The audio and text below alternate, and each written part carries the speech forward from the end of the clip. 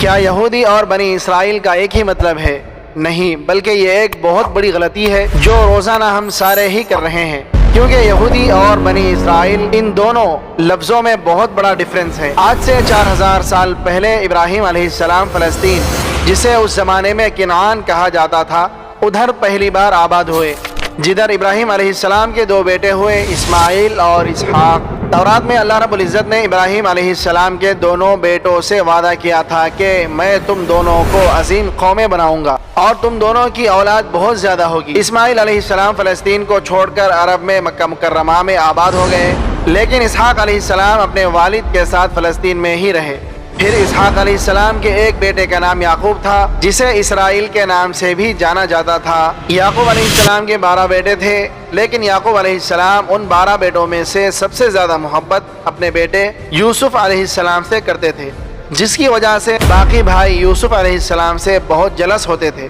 پھر آگے جو ہوا وہ ہوا اور یوسف علیہ السلام مصر کے وزیر اعظم بنے، اور کچھ ہی سال کے بعد ہر طرف قحط آنے کی وجہ سے یوسف علیہ السلام نے اپنے 12 بھائیوں کو فلسطین سے نکال کر اپنے ساتھ مصر میں آباد کر دیا۔ آہستہ آہستہ یعقوب علیہ السلام اسرائیل کے ان 12 بیٹوں کی اولادیں مصر کے ہر فیلڈ میں آگے بڑھنے لگی، بزنس، ٹریڈ، ایگریکلچر، سب میں بہت طاقتور اور اسٹرانگ ہونے لگی۔ جس طرح آج بھی یہودی جس بھی ملک میں رہتے ہیں،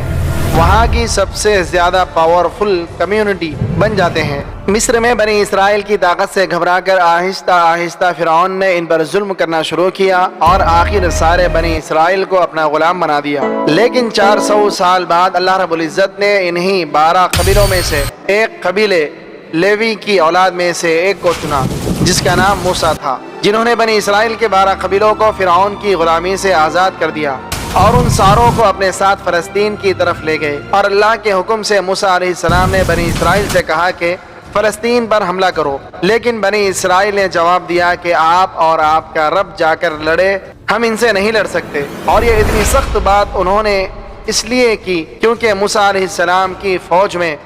اس وقت جتنے بھی بنی اسرائیل کے لوگ تھے، وہ بچپن سے ہی فرعون کی غلامی میں بڑے ہوئے تھے،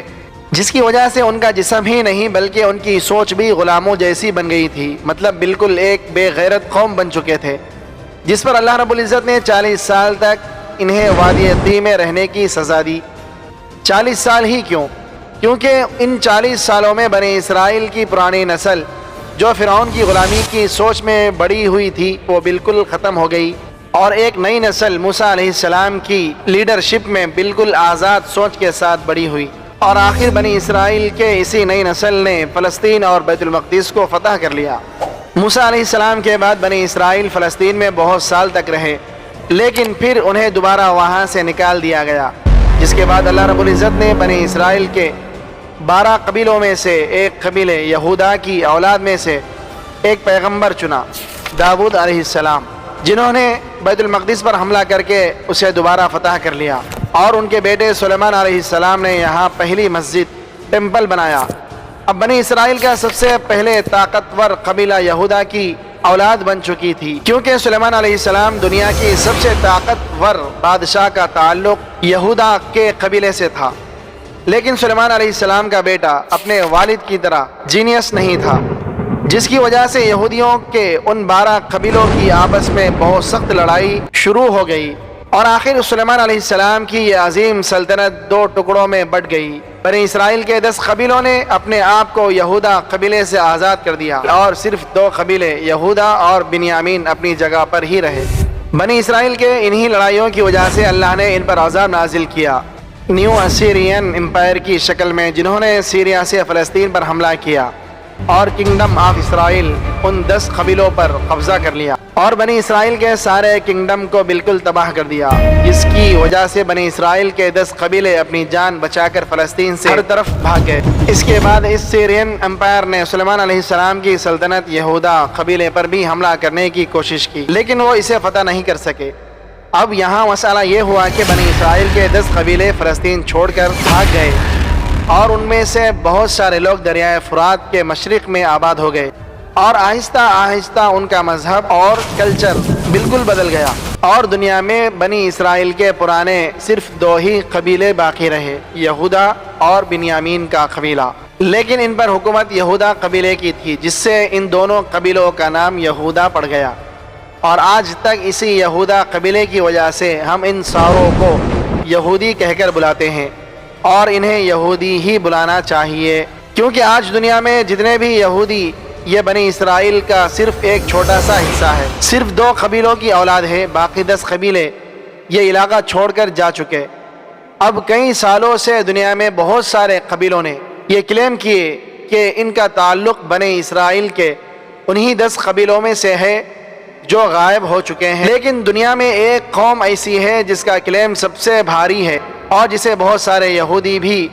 بنی اسرائیل کا حصہ سمجھتے ہیں۔ پٹھان آج سے 400 سال پہلے پہلی بار مغل سلطنت کے بادشاہ جہانگیر کے دور میں پہلی دفعہ اس بات کا ذکر ہوا کہ پشتون قبیلہ اصل میں بنی اسرائیل کا حصہ ہے، اور یہودیوں کی کتابوں میں بھی لکھا ہے کہ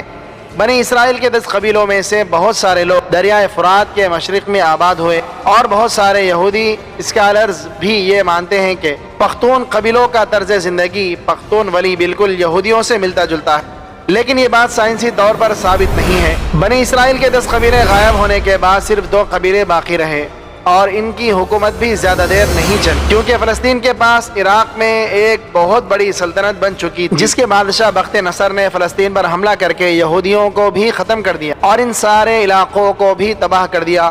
اور یہاں سے سارے یہودیوں کو غلام بنا کر اپنے ساتھ لے گیا۔ بخت نصر نے اس ٹیمپل کو بھی تباہ کر دیا جو سلیمان علیہ السلام نے بنایا تھا، لیکن اس سب کے 70 سال بعد ایران کے ایک بہت ہی نیک بادشاہ نے یہودیوں کو غلامی سے نکال کر واپس فلسطین میں آباد کر دیا اور اس ٹیمپل کو بھی دوبارہ بنایا جو سلیمان علیہ السلام نے بنایا تھا۔ لیکن 600 سال بعد ایک بار پھر رومن امپائر نے اس ٹیمپل کو دوبارہ تباہ کر دیا، اور آج تک یہ ٹیمپل دوبارہ نہیں بن سکا، اور آج اس ٹیمپل کی صرف ایک دیوار باقی ہے، جس کی وجہ سے پوری دنیا سے یہودی یہاں عبادت کرنے کے لیے آتے ہیں، اور یہ دیوار ایسی ہے جیسے مسلمانوں کے لیے کعبہ مکرمہ۔ لیکن اب سوال یہ ہے کہ یہودی اتنے پیسے اور اتنے طاقتور ہونے کے باوجود اس ٹیمپل کو دوبارہ بنا کیوں نہیں رہے؟ کیونکہ یہودیوں کا ماننا ہے کہ بہت جلد ان کا ایک مسیحا آئے گا اور وہ پورے بنی اسرائیل کو دوبارہ فلسطین میں جمع کرے گا، ان 10 قبیلوں کو جن میں سے بہت سارے مسلمان ہو چکے ہیں، ان ساروں کو فلسطین میں بیت المقدس میں دوبارہ جمع کرے گا، اور وہاں سے پھر دوبارہ ایک یونائٹڈ کنگڈم آف اسرائیل بنائے گا، بالکل اس طرح جس طرح سلیمان علیہ السلام کی حکومت تھی، اور اس ٹیمپل کو تیسری اور آخری دفعہ بنائے گا جو پہلے سلیمان علیہ السلام اور پھر سائرس دا گریٹ نے بنایا تھا۔ اور اسی لیے آج اتنے پیسے اور طاقت ہونے کے باوجود یہودی اس ٹیمپل کو دوبارہ نہیں بنا رہے، اور اس مسیحا اور بنی اسرائیل کے 10 لاسٹ قبیلوں کا پچھلے 2000 سال سے انتظار کر رہے ہیں۔